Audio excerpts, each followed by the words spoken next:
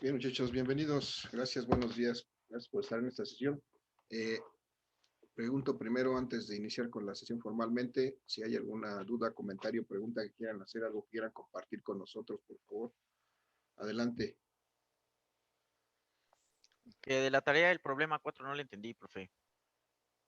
La tarea del programa 4. ¿En qué parte exactamente? Pues, o sea, cómo sacar los grados. No sé cómo supe. No supe cómo hacer. ¿Cómo despejar el ángulo? Ese es el problema.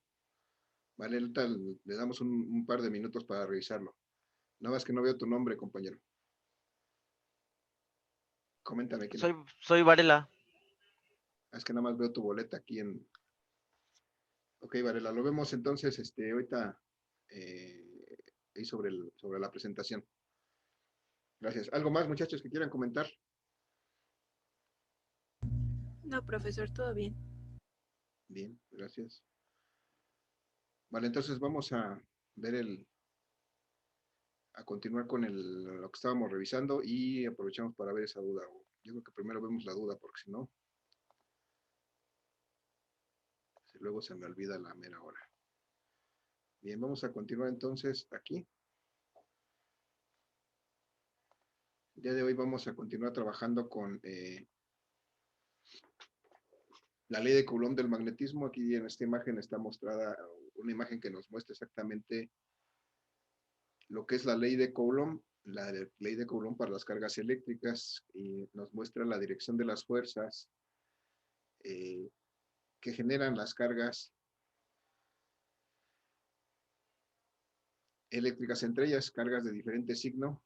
Hay fuerzas ahí de atracción y cargas de igual signo, hay fuerzas de repulsión, y la forma de calcularlas es precisamente con esta ecuación que es la ley de Coulomb. De forma similar existe la ley de Coulomb de magnetismo y que nos permite calcular las fuerzas que se generan entre polos magnéticos del mismo signo o de signos contrarios. Y entonces,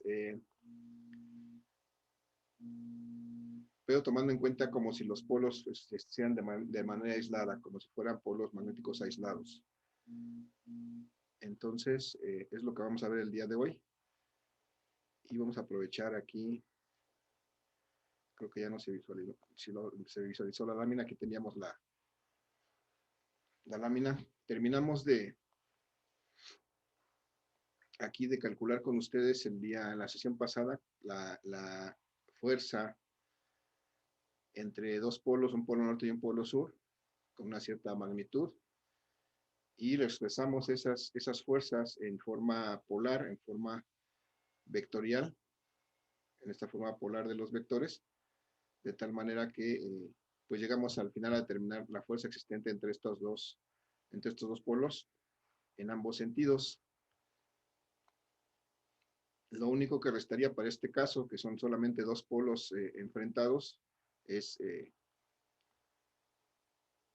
de alguna manera expresar esto de otra forma, pero vamos a dejarlo para un poquito más adelante. Vamos a la siguiente lámina, solamente hacer este análisis. Tengo aquí dos polos de diferente signo, fue lo que hicimos en el caso anterior, pero si yo tuviera dos polos de igual signo, de igual nombre, de la misma naturaleza, en este caso como la parte de abajo, dos polos norte, tengo que ver cómo podría yo determinar las direcciones de las fuerzas que se generan entre ellos. Y lo primero que tengo que hacer es unir estos dos polos con una línea de acción, una línea imaginaria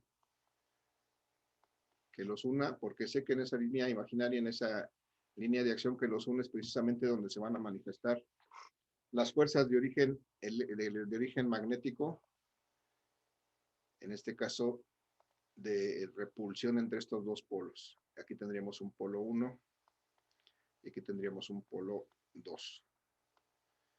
Entonces, muchachos, ahí la pregunta es, si yo quisiera saber hacia dónde apunta la dirección de la fuerza que genera este polo 1 sobre este polo 2, ¿hacia dónde apuntaría esa fuerza sobre esta línea? ¿Hacia la derecha o hacia la izquierda? ¿Cómo hacemos el análisis? ¿Alguna idea? Pues el Hacia el- polo 1 hacia la derecha, bueno, y el polo 2 hacia la izquierda. Bien, pero vamos a hacerlo por partes. Primero quiero ahorita el polo 1. ¿Hacia dónde genera la fuerza sobre el polo 2? ¿Hacia la derecha o hacia la izquierda? Hacia la derecha, Hacia la derecha. ¿Por qué razón? porque se repelen. Porque se repelen. Entonces, la fuerza que ejerce sobre este tratará de alejarlo de ahí. Y entonces así sería, así le escribiríamos. Y la forma de denotarlo sería escribir que esta es la fuerza que el polo 1 ejerce sobre el polo 2. Y es un vector. Muy bien. Ahora vamos a hacerlo al revés. Ahora quiero saber qué efecto produce este polo 2 que tiene la palomita sobre este polo 1 que está subrayado aquí. ¿Hacia dónde apuntaría la fuerza que genera este polo 2 sobre este polo 1? Hacia la izquierda. Hacia la izquierda. Y sería en esta, esa fuerza sería manifestada en este polo y en esta dirección, hacia la izquierda. Y a esta la llamaríamos la fuerza que el polo 2 ejerce sobre el polo 1. Entonces, aquí sería nada más lo interesante y determinar. Lo importante pues es determinar, tener bien claro cómo determinar esa dirección de las fuerzas, porque finalmente la fuerza 1 y 2, hay que recordarlo, va a ser igual en magnitud a la fuerza 2,1, pero en magnitud, no como vector.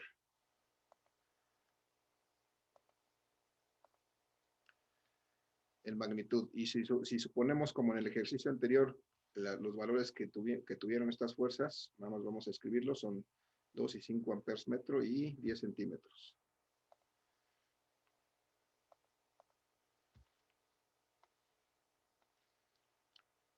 Este polo 2 tenía un valor de 2 amperes metro como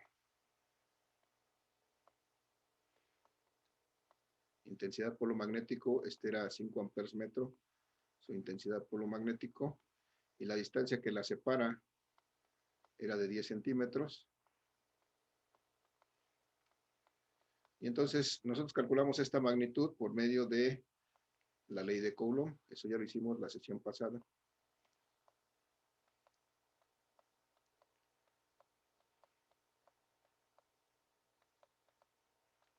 Entonces, de manera genérica, vimos que la fuerza entre dos polos magnéticos es igual a la constante K, como están en el aire o en el vacío, la constante K por el producto de los polos, entre el cuadrado de la distancia que la separa. Y ahora, para este caso, suponemos que son los mismos polos, pues vamos a ver, si aplicáramos la ley de Coulomb, tendríamos el mismo valor. Y ese valor que encontramos fue de 1 por 10 a la menos 4. Aquí me faltaron las unidades, newtons. La fuerza que encontramos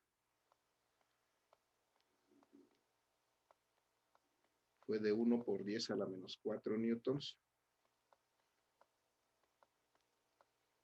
Bien, aquí lo único que me interesa es que podamos escribir adecuadamente en forma de vector cuánto vale esta fuerza 1, 2, a qué será igual. ¿Alguien me puede decir?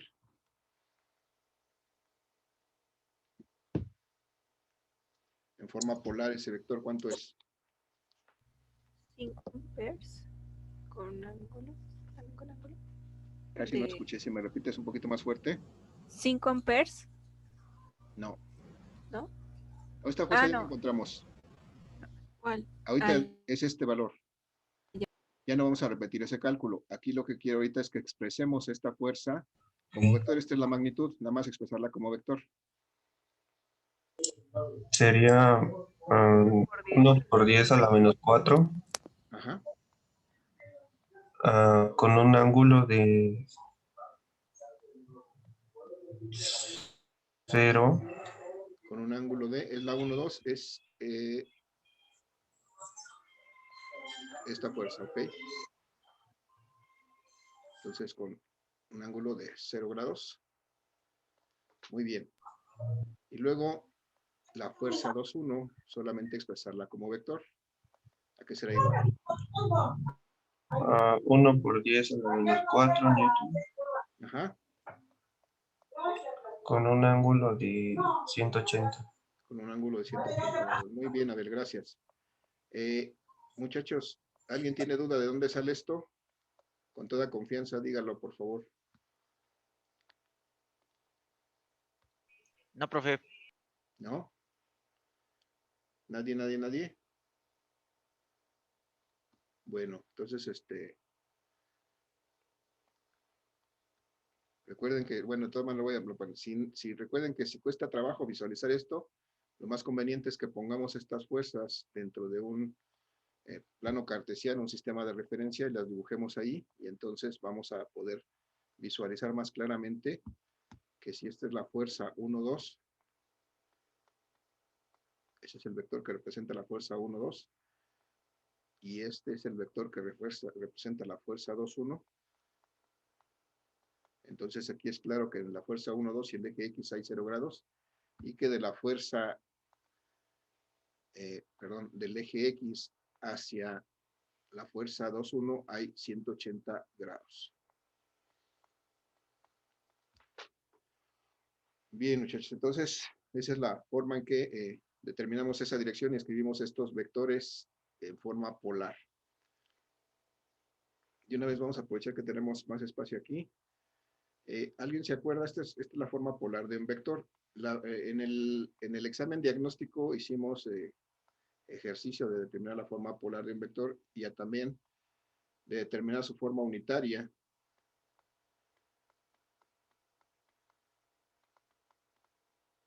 Y es importante porque más adelante lo vamos a utilizar más. De una vez irnos introduciendo a cómo puedo representar estos mismos vectores de forma unitaria. ¿Alguien tiene una idea? ¿Se acuerda cómo puedo pasar estos vectores de forma polar a la forma unitaria? Por ejemplo, este vector F12 en forma unitaria, ¿a qué será igual?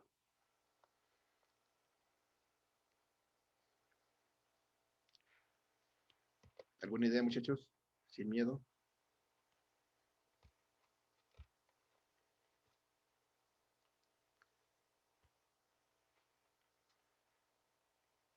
Recuerden que aquí tendríamos un vector unitario I y aquí tendríamos un vector unitario J. ¿No sería que para sacarlo tendríamos que multiplicar el 1 por 10 a la menos 4 newtons por el coseno del ángulo y después igual el 1 por 10 a la menos 4 por el seno del ángulo? Así es, eso es lo que hay que hacer.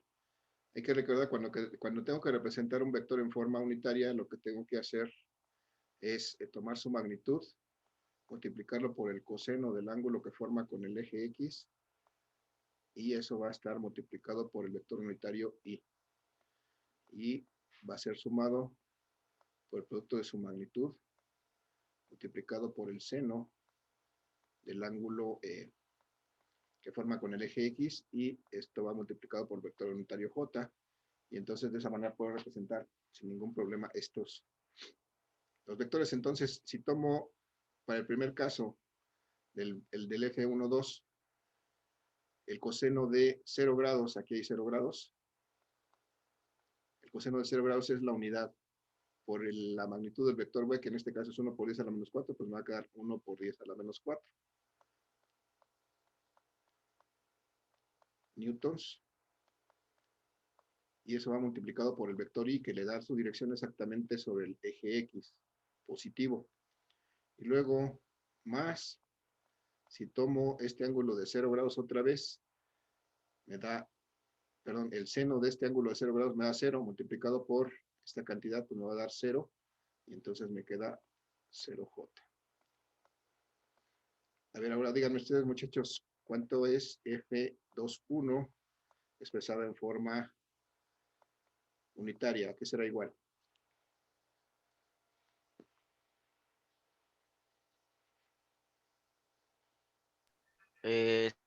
Sería 1 por 10 a la menos 4 newtons J A ver, vamos a tomar. más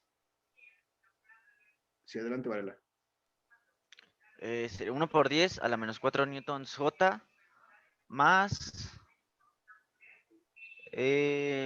sería 0Z No, aquí no entra Z, aquí vamos, aquí solamente tenemos en dos planos, que es el plano, el eje X y el eje Y, pero en un plano que es formado por eje X y Y, y solamente vamos a utilizar los vectores Y y J. Sería 1 por 10 a la menos 4J más 180i. No, chéquenle. Acá está, muchachos. Buen intento, pero chéquenle. Mira, aquí está. En la primera daría 0 porque el coseno de 180, no, no es cierto. Sería el vector multiplicado por el coseno de 180 y sería menos 1 por 10 a la menos 4. Así es. Entonces aquí tendríamos menos. El coseno de 180 es menos 1. Multiplicado por 1 por 10 a la menos 4, pues es menos 1 por 10 a la menos 4 newtons Y, en I, así es. Y en y J, para el otro, em, si sacamos el seno de el 180, seno muchachos, el seno de es 180 0. por cualquier cantidad que lo multiplique, pues me va a dar 0. Entonces, esto hay que irlo recordando. Esto es pasar esta forma unitaria a esta forma polar. Aquí ya están representados en forma unitaria. Vamos a ver que más adelante esto nos va a ser muy útil cuando tengamos que sumar vectores que son más complejos, pues. ¿Dudas, preguntas, muchachos, con respecto a eso? No, profesor, ninguna. ¿No? Bien. Entonces vamos, aprovechando aquí el espacio, vamos a ver que de la pregunta que nos hacían al principio, la densidad de flujo era el flujo precisamente entre el área multiplicada por el seno del ángulo. Aquí el punto es, ¿cómo puedo despejar este seno del ángulo? ¿Qué tendría que hacer para encontrar este valor del ángulo, muchachos? ¿Cómo lo despejo primero?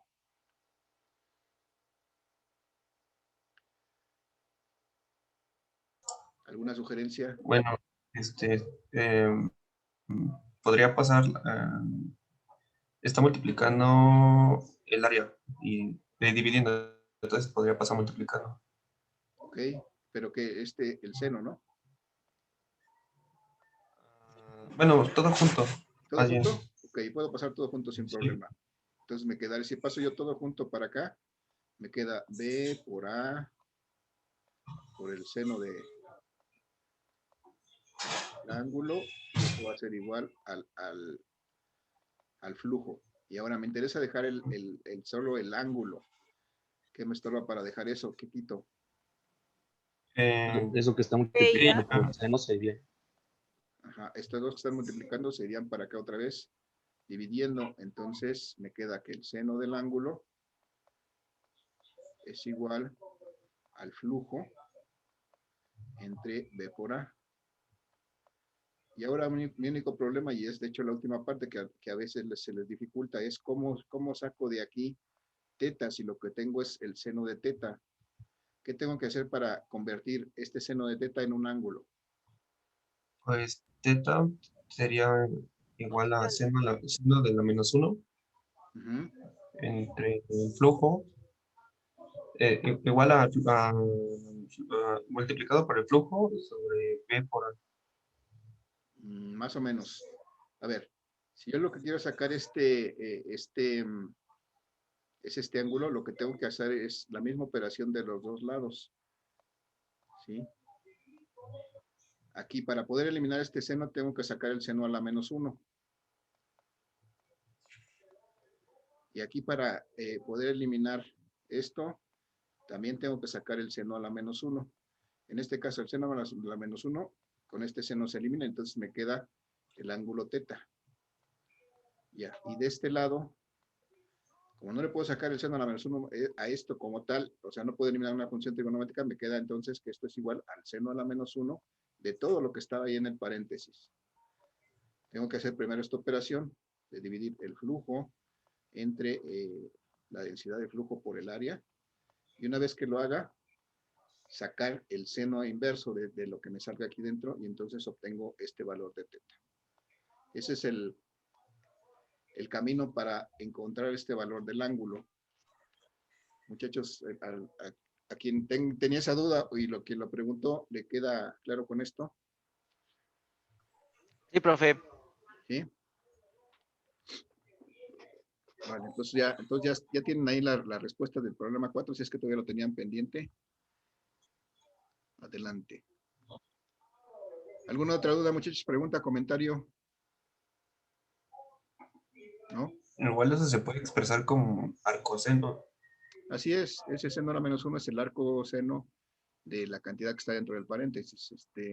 Lo escribo así porque actualmente como que ya no estamos acostumbrados a manejar el arco seno, sino nos vamos más bien con lo que nos indica nuestra calculadora. En tu calculadora lo que vas a ver es el seno a la menos 1 como la función inversa, por ejemplo, del seno. Pero sí, efectivamente, ese es el significado. Es el arco cuyo seno vale la cantidad que esté frente de eso. ¿Sí, muchachos? ¿Algo más?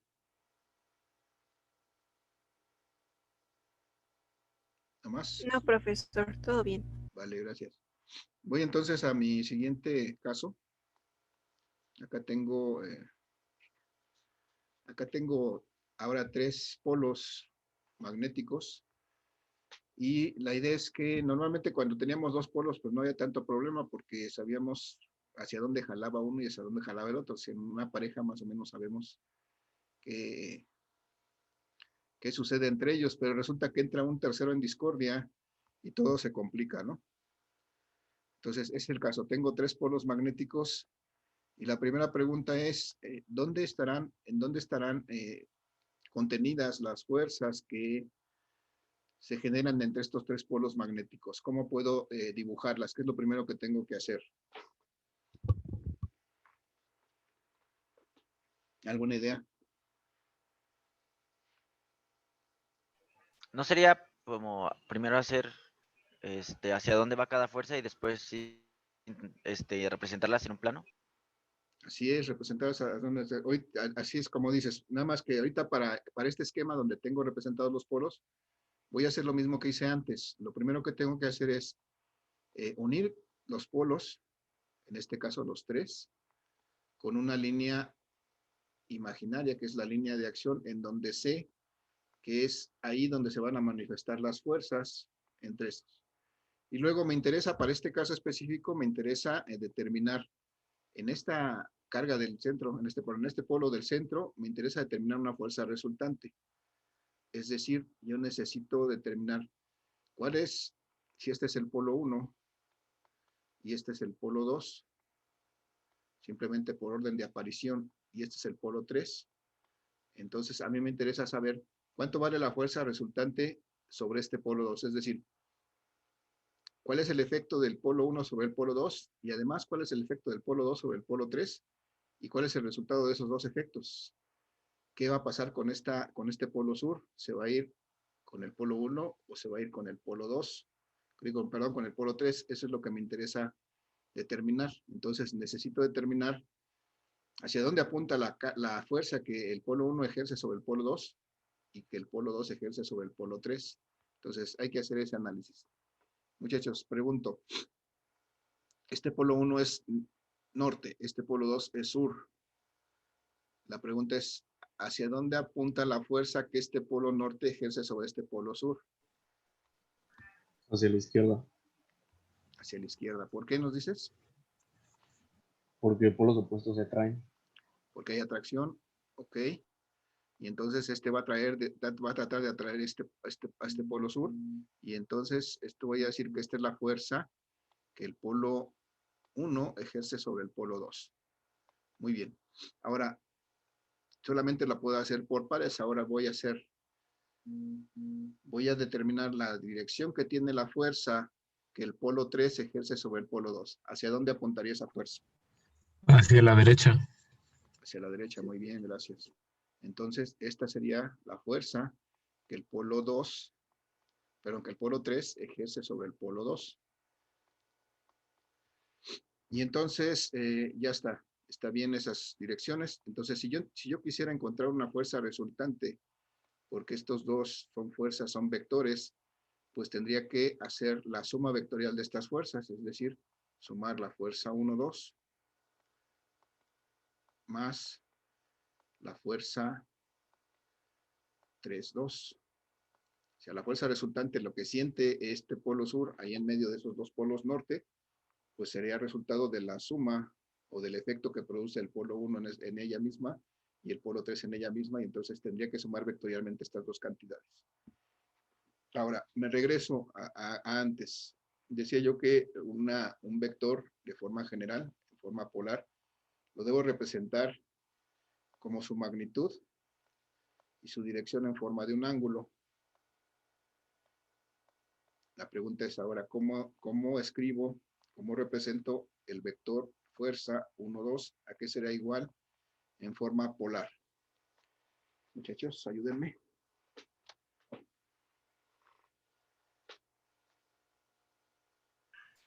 No tenemos magnitud, ¿sí? Todavía no tenemos magnitud, pero por concepto nada más. Aquí decía, el vector es igual a su magnitud, que represento con la misma letra, y el ángulo. Aquí, entonces, efectivamente, como tú dices, no tenemos magnitudes, entonces yo voy a representar la magnitud del vector con las mismas letras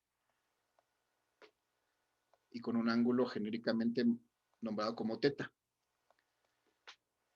Si se entiende eso, nada más quiero que veamos la diferencia entre el vector y la magnitud que es esta. En ese mismo orden de ideas, muchachos, ¿cómo represento la fuerza que el vector 3 ejerce sobre el vector 2? ¿A qué será igual? A F3,2 con un ángulo teta. Muy bien, gracias, Aguilera. Efectivamente, F3,2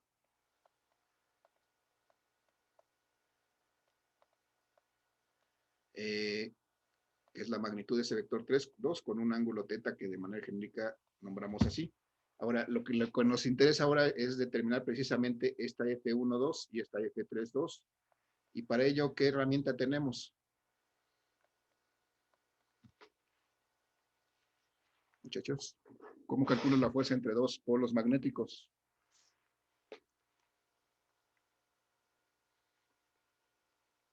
¿Alguien se acuerda? ¿Alguna idea? Está a la vista. Con la ley de Coulomb. Con la ley de Coulomb, sí, nada más hay que ponerle valores a esto, ¿verdad? Vamos a decir que este polo magnético, por ejemplo, este polo 1 tiene una intensidad de polo magnético de 4 amperes metro, por ejemplo. Este polo sur, que es el segundo polo, que sea de 5 amperes metro. Y este tercer polo que tiene una intensidad de polo magnético de 3 amperes metro.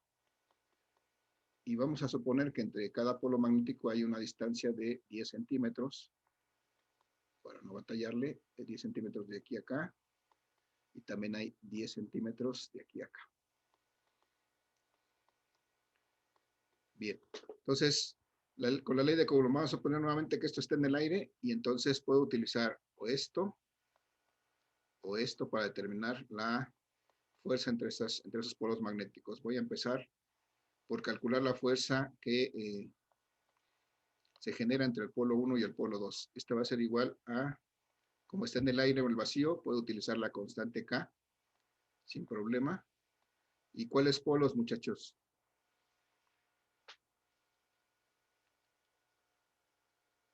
¿El producto de cuáles polos? Sería, para F1 y F2 sería 4 por 5 sobre 10 al cuadrado. Ok, bien. Antes de eso, sería la intensidad del polo 1 por la intensidad del polo 2 entre la distancia al cuadrado. ¿Pero cuál distancia? La distancia entre 1 y 2.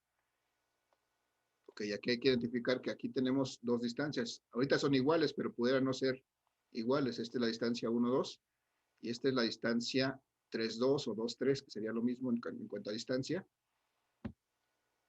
Ok, ahora sí, vamos a ponerle valores. La constante K, ¿alguien se acuerda cuánto valía?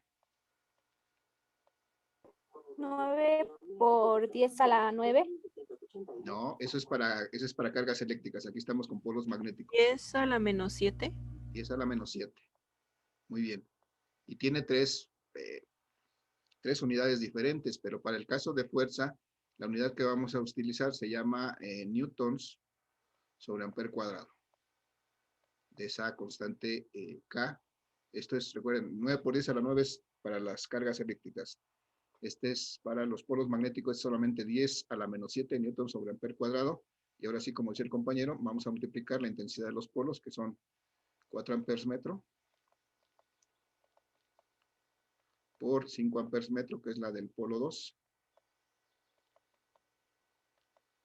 Y la distancia entre 1 y 2 expresada en metros, muchachos. ¿Cuánto le ponemos?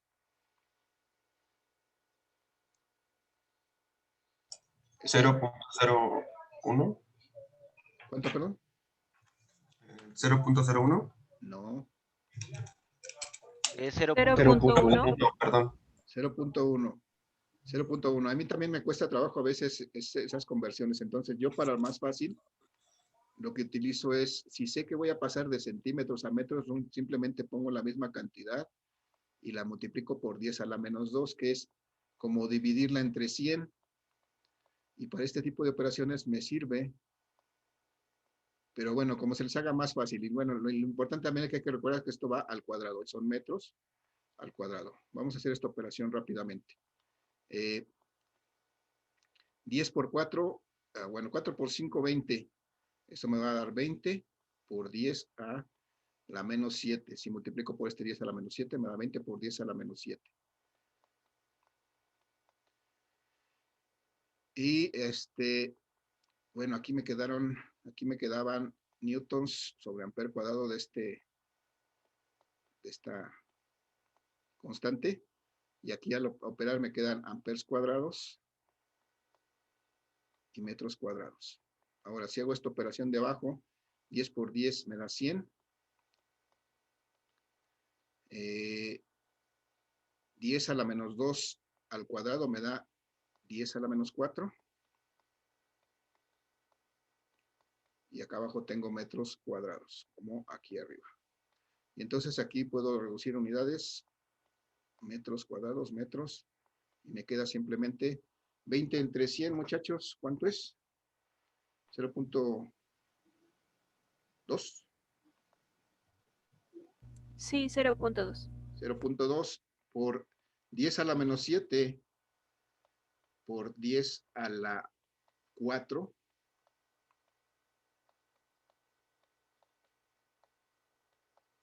Que es 10 a la menos 4 lo tengo que subir.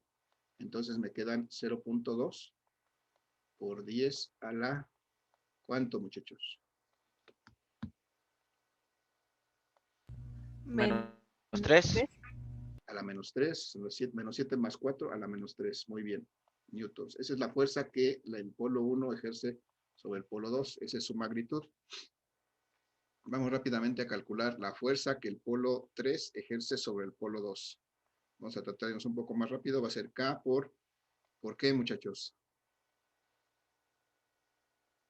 Por polo 3 y polo 2. Muy bien, polo 3 y polo 2. Y entre la distancia que hay entre el polo 3 y el polo 2 al cuadrado. Ahorita es la misma, pero puede ser diferente. Hay que tener cuidado con eso. Entonces tengo 10 a la menos 7 newton sobre amper cuadrado, que es la constante K. Voy a multiplicar por el polo 3. El polo 3 es de 3 amperes metro. O sea, son 3 por el polo 2, que son 5 amperes metro. Y voy a dividir nuevamente entre la distancia, que son 10 por 10 a la menos 2 metros al cuadrado. Bueno, ya sé que estos amperes cuadrados con estos amperes y estos amperes se van a eliminar. Y me van a quedar aquí 5 por 3 por 5, 15 por 10 a la menos 7.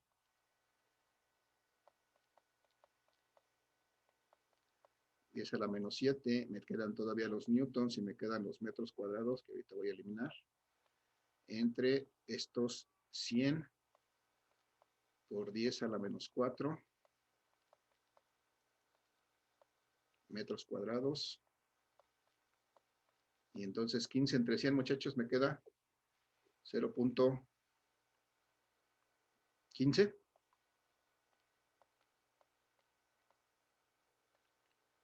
Sí, por 10 a la menos 7. Sí, 0.15. 10 a la menos 7 por 10 a la 4. Y entonces esa me queda 0.15 por 10 a la menos 3 newtons. Y encontramos la segunda magnitud. Nos queda un minuto, muchachos, ya no vamos a poder concluir. Vamos a la siguiente sesión, lo concluimos. Solamente les pido que quienes hayan participado, muchachos, en este minuto que nos queda, me dejen en el chat sus nombres para registrar su participación. En la siguiente sesión haremos esta suma ya vectorial para obtener la resultante, la fuerza resultante de estas dos cargas, no, de estos dos polos norte, perdón, sobre este polo sur en medio de ellos. Antes de eso, en lo que nos queda, ¿alguna pregunta, algún comentario, muchachos? ¿Alguna duda? Todo bien, profe. Sí.